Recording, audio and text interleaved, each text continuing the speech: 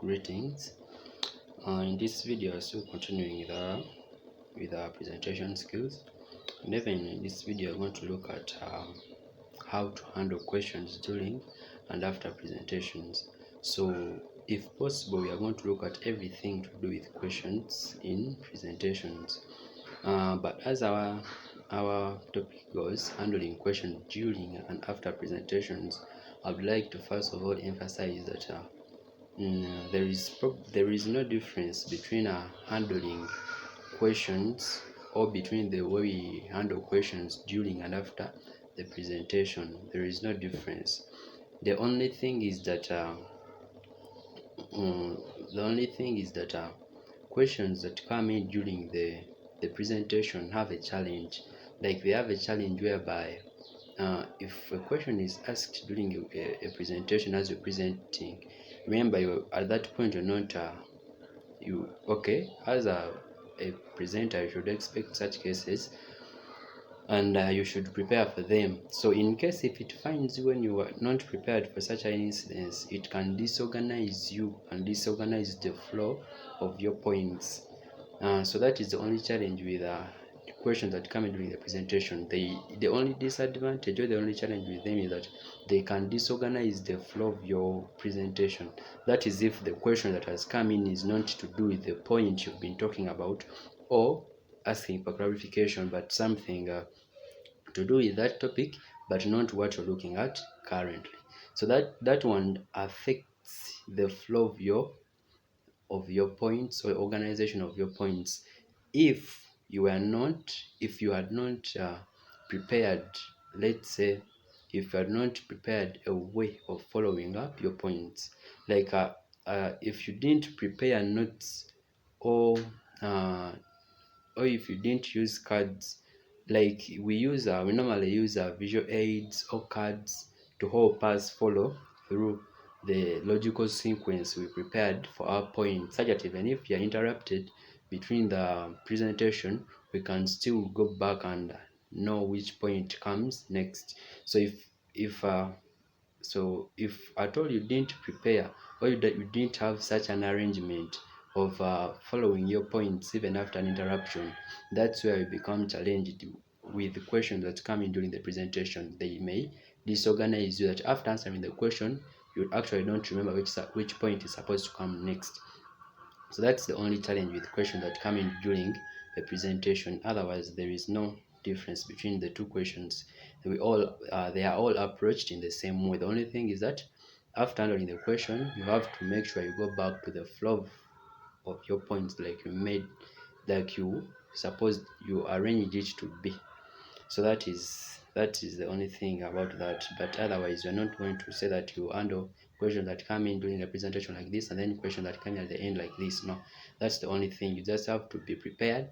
Prepare your points, that even when you're interrupted during the presentation, you can, after the interruption, you can go back and follow the logical flow of your points like you prepared it to be. So normally you may be good at every stage or everything required to have a good presentation. Let's say you're good at preparation stage, you're good at presenting your points to the audience, and you're good at each and the rest of the things. But when it comes to question answer thing in the presentation, or when it comes to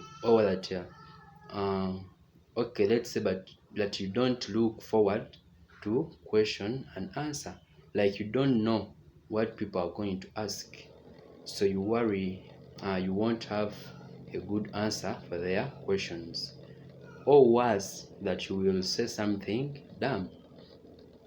Unfortunately, research suggests, and they have a point, when we are asked a tough question and we are not sure how to respond, it can make us feel like we've lost control of the situation.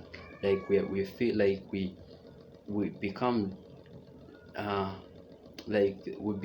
tensed there, and then we feel like we are losing it. You get? So that feeling gets coded as a potential threat by our brain.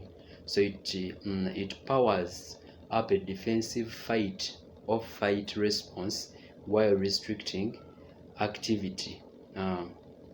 the part of the brain associated with more complex reasoning.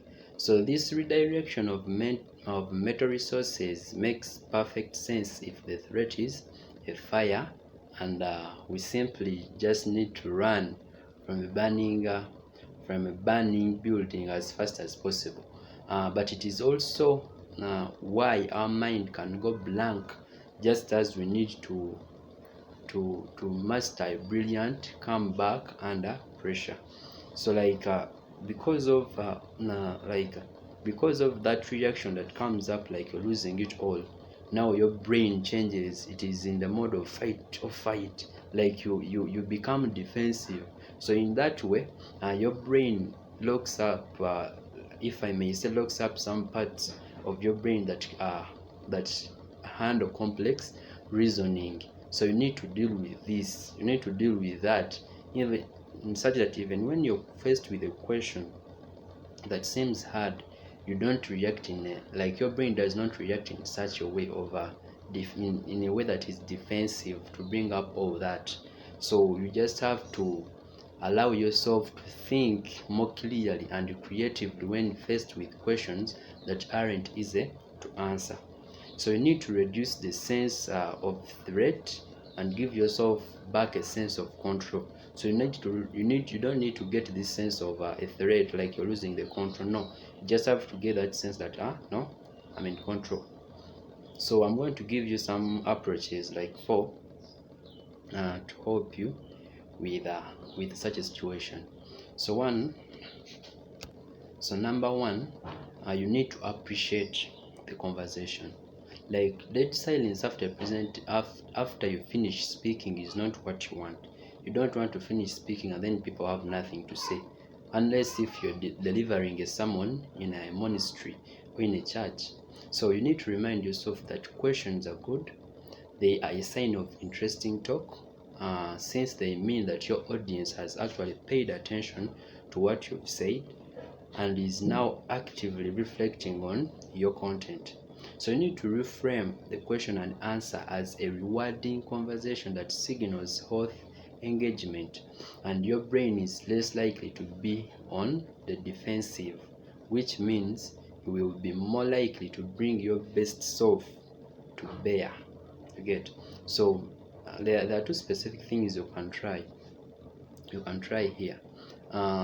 One, in the moment after you finish speaking, as the first person puts up their hand or open their mouth to speak, you tell yourself, tell your inner man, yeah, good, they are interested. Like you're telling your inner man, they are interested, like implying that they are interested in the speech or in the presentation you've given.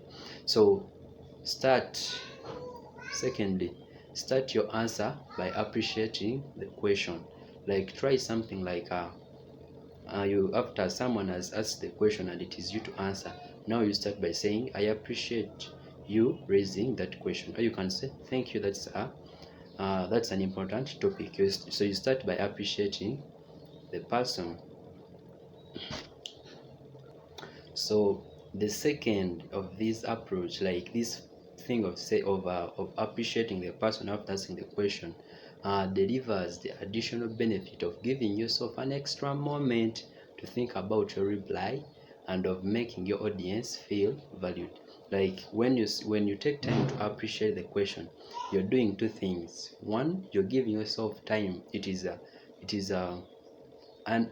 wise way of stealing time to think about the question. So you're giving yourself time to think about the question, and you're also making your audience to feel valued. So while recording, like so I also remember those days when we were in school and teachers would be like, I would appreciate our questions. So I don't know whether they are also doing it to get time to think about the answer, or they are actually appreciating the question and the participation. I'm not sure about that, but just know, normally it is also good you appreciate someone's question, though it is also worth getting yourself time. But you shouldn't refuse to appreciate just because you think some people who know will think you're buying time. No, it is fine. Yeah, and actually, if you know, even you yourself, I'm sure you didn't know. Anyway, so then the second thing, like having looked at the first thing of like having looked at the first thing, which is appreciating the conversation as one way of dealing with that defensive thing so it does not come in. Secondly, you channel your empathy. You channel your empathy. Like usually people ask questions not because they are trying to trip you up, no, but because they want to understand the practical impact your ideas may have on their own job. So their workload, their priorities, and their chances of success. So they are looking at that, like what are the impact of your ideas on their own job, their workload, their priorities, and their chances of success. So as you prepare the content of your presentation, make sure to also spend time seeing the content through the eyes of your audience. Like I told you in the previous video, you need to prepare for questions. You also need to take that time. So you consider what you would ask at the end of your talk if you were in the shoes of your audience. Think about the three common themes that come up in the question and answer. Like we're going to look at them in order to come up with the likely questions your audience may ask. So first, we are going to look at the three themes. First, you need to think when you, as you're putting yourself in the shoes of your audience, you need to think about the following. One, what's the downside for them? What's the downside for them? Like, mm, like what would your audience see as the biggest obstacles? Like, what would your audience see as the biggest obstacle to doing or acting on what you've talked about? Like, be ready to show be ready to show you recognize their concerns, even if you don't have a simpler answer to the problem. Then, the other thing you should ask yourself, like having you you put yourself in their shoes, you consider the downside, like what is the obstacle that they would have in doing what you're telling them in your presentation, if at all you're giving them strategies for their businesses. And then what else, or whichever it is, you should apply it to your to your presentation. Then secondly, what else do they care about right now? So perhaps they are trying to implement a new strategic plan, or they are busy building relationships with the external stakeholders. Uh, external stakeholders. So you need to think ahead about how your material might link to those broader issues. So things like that, as well as generating the questions that they might ask you. Then thirdly, think about what happened, like what happens next. Like people have a built-in desire for clarity about certainties in a changing situation. Like you might not have a crystal ball, but you can probably say something about the next step that flows from your presentation. So like after your presentation, what would come next?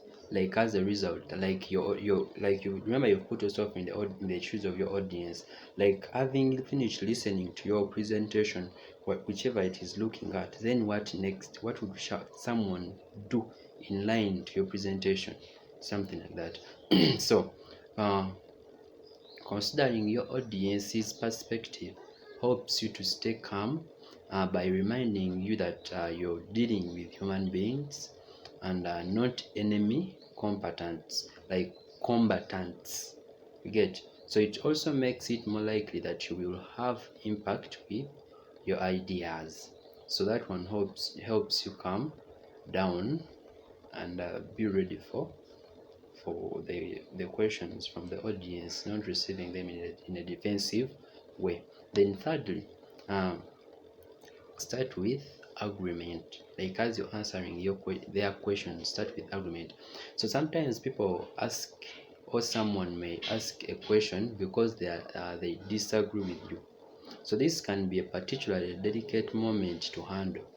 because disagreement altogether easily puts people's brain into defensive fight or flight mode. If like it is the problem with everyone until you learn how to deal with it. When someone asks a question in a way that is like he's disagreeing with you, there you prepare your responses ready to defend what you're saying, to defend your opinion. So to help both of you think clearly and constructively, start your answer by focusing on where you agree with the person asking the question. So this helps to create what psychologists call in group, like a sense of being on the same team and sharing common ground. Now you're not now you've removed the other difference that had come up from the question. Now you're bringing in that we're on the same ground. You get, we're having the same something like that. So it roots the exchange in the kind of mutual respect that helps to reduce the sense of threat in the situation. So as it helps you to create that level ground for the two of you, it also helps you to calm you down and to take you out of that threat situation. So about this, you can follow these steps. These steps you're going to look at. So first, you can briefly play back your understanding of their view. So you can be like, if I understand you right, you feel like, if I understand you right, you feel like it is not right. So you proceed, like I'm just giving the starting phrase, like how you put it, like you've heard this many times when people are saying it in presentations or during talks. They're like, if I understand you well, you're like, so things like that. Like you're trying to play back the understanding of your understanding of their view. Then secondly, outline where you agree. So like with that person, like you can be like, we aligned on much of this. We both think that. Then you continue, like we aligned on much of this. We both think that it may work out. So something like that. And then thirdly, home in on where you really like your disagreement lies. So you home in on where your real disagreement lies. So having started with like uh, looked at their like your understanding of their view, and then you looked at the point where you agree.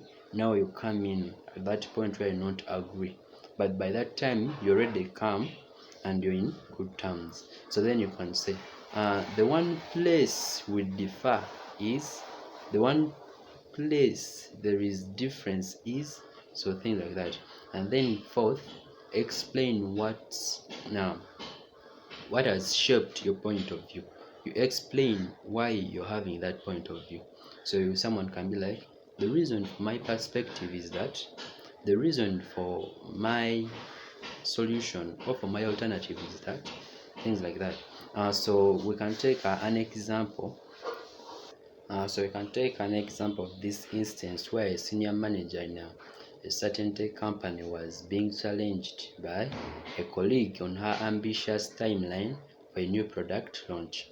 So her response ran like something like this. So she was like, if I understand you right, you feel it isn't realistic to try to launch in 3 months. I think we all want to make sure the product is rock solid when it goes to market. And I agree, time is tight. I am more optimistic than you about our chances of making this a success. Though, because we've found a way to double the staff working on the project. So I will end it there. So I can tell you more about this offline if you can come and check on me. But that was how her statement was. I was trying to say her statement. So you find that when you look at it, you see that she starts by showing that she truly acknowledged and even agreed with some of her colleagues' perspective. Her response was accepted more fully than if she had simply tried to reassure her colleague that all was going to be fine. So she made him feel heard rather than dismissed. So you have to be careful with instances. Like, for example, in such a case, someone would just say, normally, someone, like any person who maybe does not have an idea of such, would say, or of speaking communication skills, would say, or they would aim to defend or to assure the person that all will be well. Like, imagine you're in an instance whereby someone says, but we it would be better we launch our product next year, not during this COVID situation. So your response will be like, no, don't mind, all will go well, it will finally sell. So you are just assuring yourself. But then in that case, you're just making the person, you're just dismissing that idea and the person. But in this case, she has made the person to feel heard, like, yeah, I've heard your point, there is an issue, but this and this and this, like I've rephrased her statement. Yeah. So you see that in the other way around, it feels better. It is business, it is a good business language. Anyway, the fourth point is pair with curiosity. So that is the fourth way to deal with the defensive thing not harming. So sometimes the question you asked feel true, like truly out of left field, like they feel truly out of left field, and it can make even the presenter scramble for a response. So this can happen when an audience member is trying to be entertaining or informative. Like, you can be like, isn't this just like the uh like how should I put it? Mm, okay, let me not bring it in at this point. I was saying that this can happen when an audience member is trying to be entertaining or informative, or more commonly, when someone wants to shine a light on a very specific situation that is that they are personally dealing with. You get? So someone can be like, "What are you going to do about our challenges in the company?" Or like someone is trying to bring out something they are currently going through. So in this case, you can't prepare an answer for this sort of unpredictable question, but you can be ready with a hopeful state of mind, that is curiosity. So learning has been found to be inherently rewarding to our brains, which is one of the reasons that asking a question of your own can be just enough to get you off the defensive. So there are cases whereby you need to ask a question as a way of running out of that defensive state. For example, you might say, can you tell me more about what's driving your question?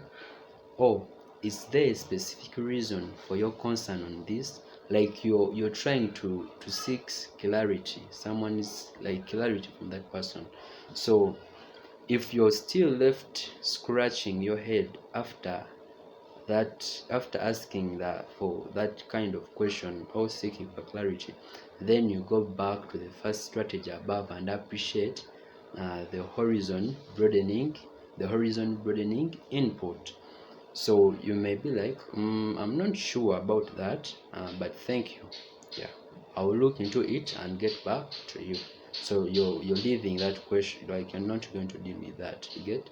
So you're politely putting it down, something like that. So those were tips on how you can deal with that defensive state of mind that comes up when someone uh, uh, gives burns you, let's say, a hard question, or even any question that may seem to put you in such a state, just maybe because it is your first time doing presentations or things like that.